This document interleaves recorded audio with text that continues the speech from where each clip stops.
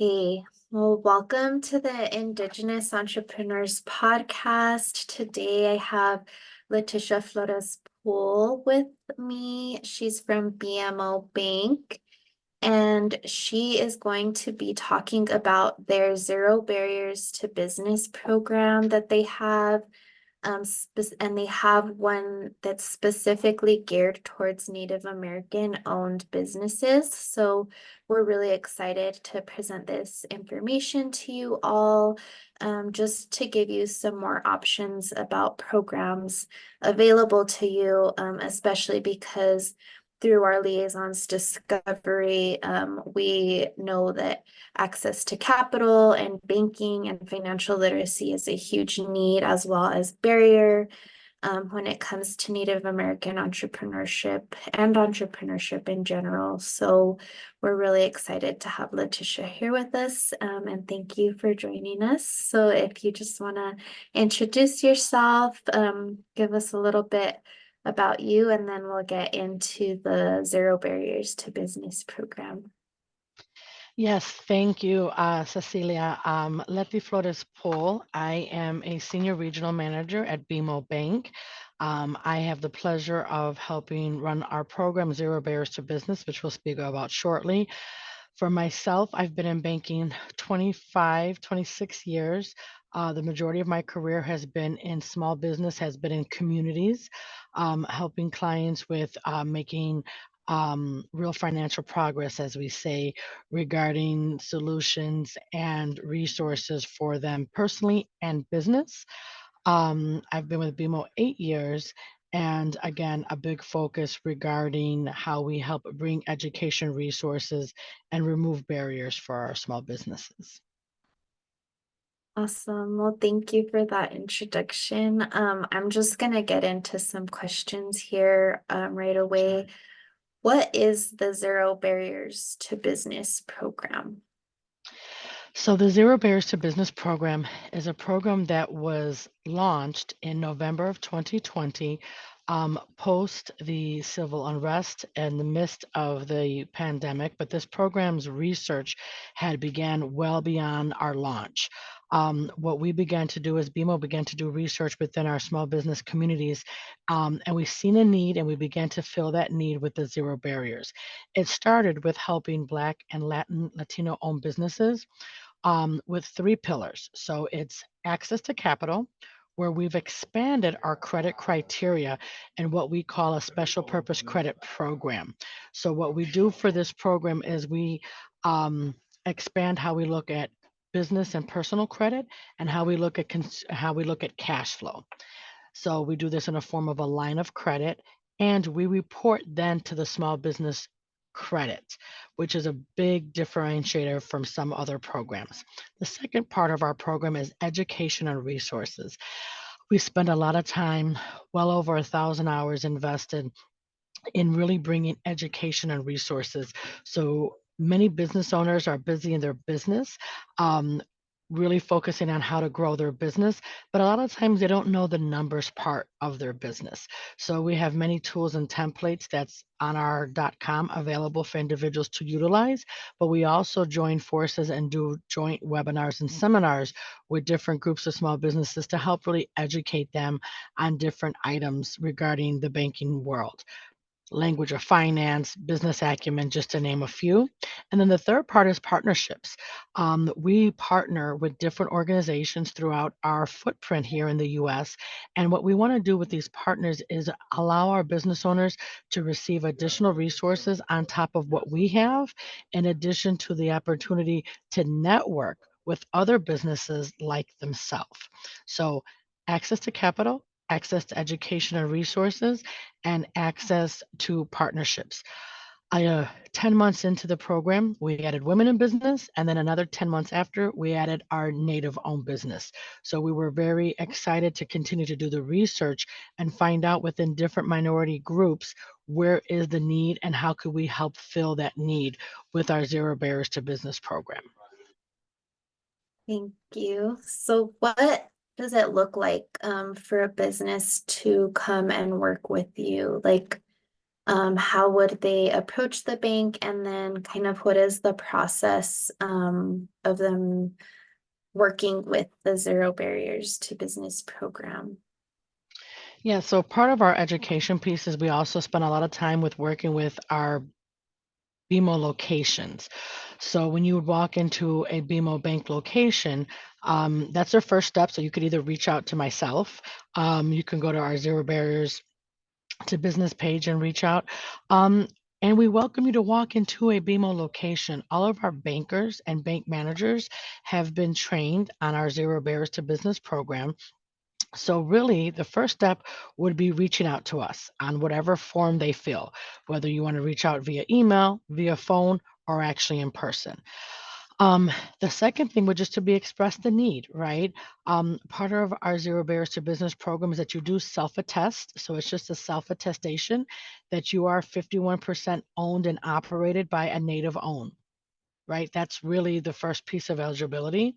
Um, for the line of credit, you do need to be in business 2 years.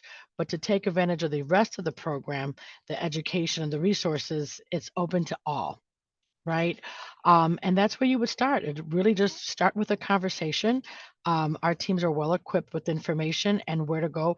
We would sit down with you and have a really nice holistic conversation to get to know you as a business owner and find out what are your specific needs. What is your business need and how can we help grow and scale your business and offer some solutions to some of the needs.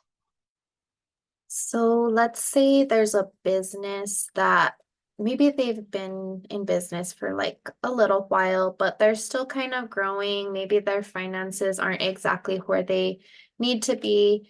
If they approach BMO, and the Zero Barriers to Business program, they wouldn't be turned away just because they're like not where they're at yet. Is that No, correct? that is correct. So first, we wouldn't turn anybody away. You know, you could open a business checking, a business saving, you could open your consumer. Now, for the line of credit, if you don't qualify, we're going to have that coaching conversation with you, right? We want to become your trusted advisor. So if it's a no, it's more so a no, not right now. How can we refer you to one of our partners that potentially can help you.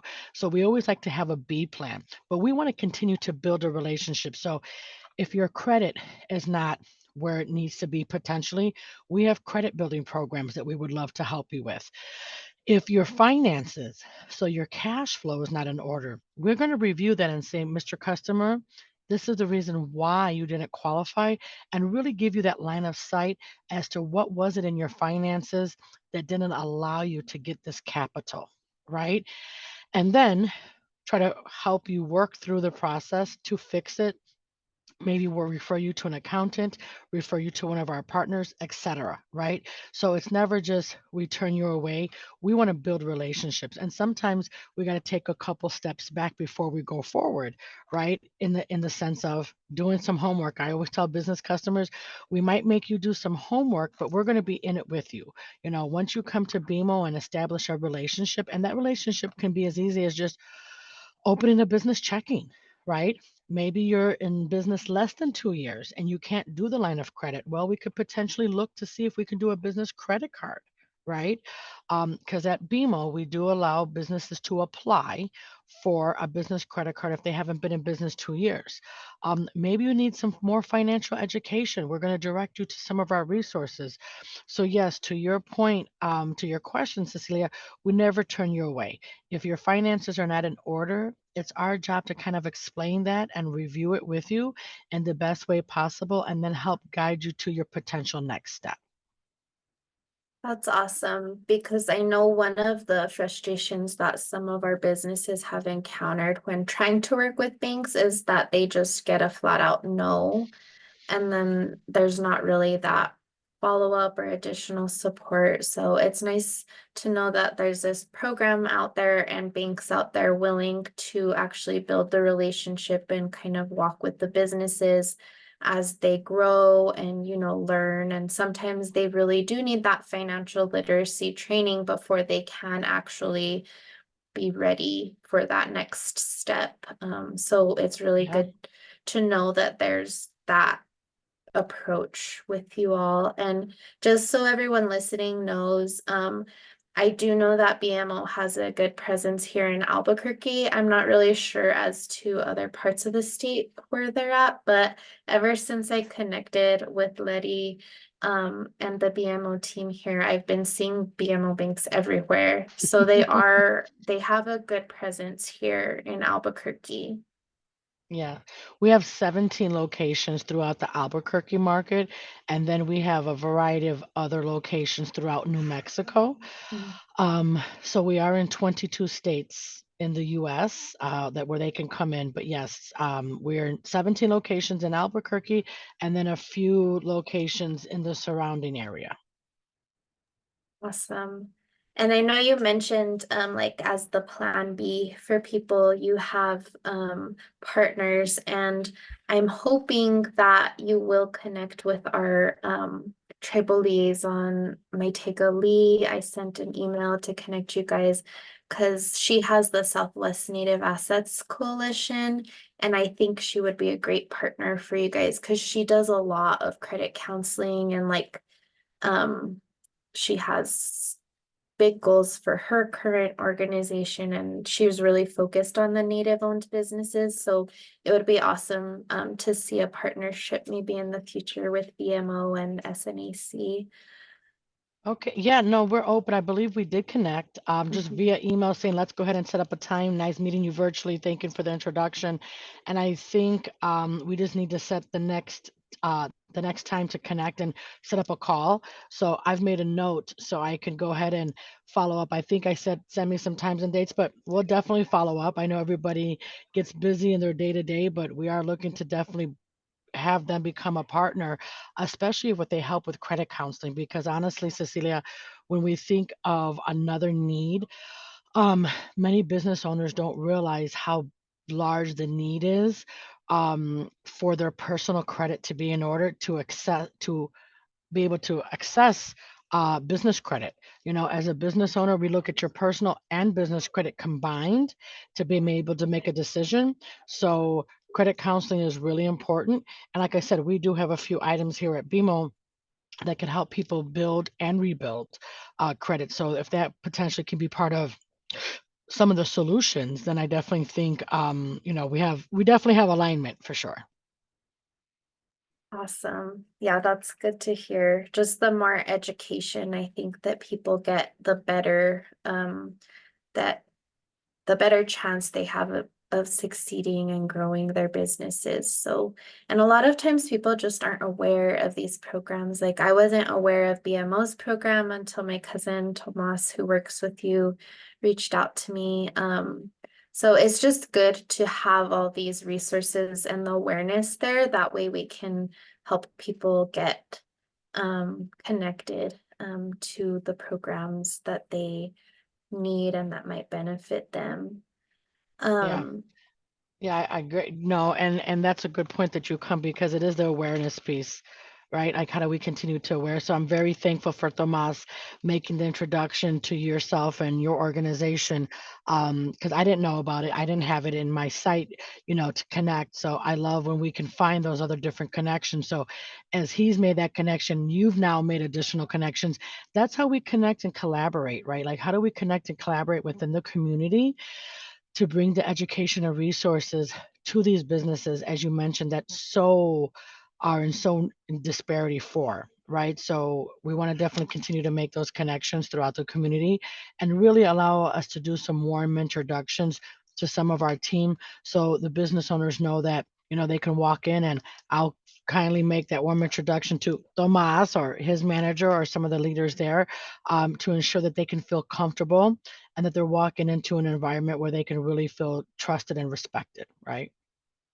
yeah, I think trust is a huge thing, so I think definitely, making those warm introductions is important. And at least on my part, I'm glad that Tomas works with you because then I can refer people to him, and people who work with my program, they trust me, and then if they know I'm making the referral to someone that I trust, then it builds that repertoire and hopefully kind of helps overcome some of these barriers. Yeah. So Definitely thankful for this connection and hopeful for future collaborations. One other thing that I wanted to mention that I asked Letty when we first met was if BMO is able and willing to work with businesses that are located on tribal land. And she went and she double checked and she was able to see that yes, they are willing and able to work with businesses both on and off of sovereign land. There are just certain requirements, I think, if you could go over that with us. Sure, yes. So we are able, as long as it's owned and operated by the individuals. So if your business is located on tribal land, we are able to help you. We just need to make sure that you yourself own the business, right? And to take part of Zero Barriers, 51% needs to be owned and operated by a native-owned individual. So as long as it's not, it can't be owned by the tribe, but it can be on tribal land, is definitely an opportunity for us to be able to do lending. So yes, on and off. If you are tribally chartered, we accept that, but you also need to be chartered in the state that you do business. So we would look for both, but those are both acceptable as well. And that's really the only requirement that we have. Well, part of the eligibility. And that's good for us to know too. That way we can advise these businesses, that if they aren't registered with the state or with their tribe to register for both. And that also kind of promotes the benefits of officially registering your business. So it's good for us to know that. That way, when we make referrals, we know that people are ready, they have what they need, and then they won't be turned away, because of just one little thing.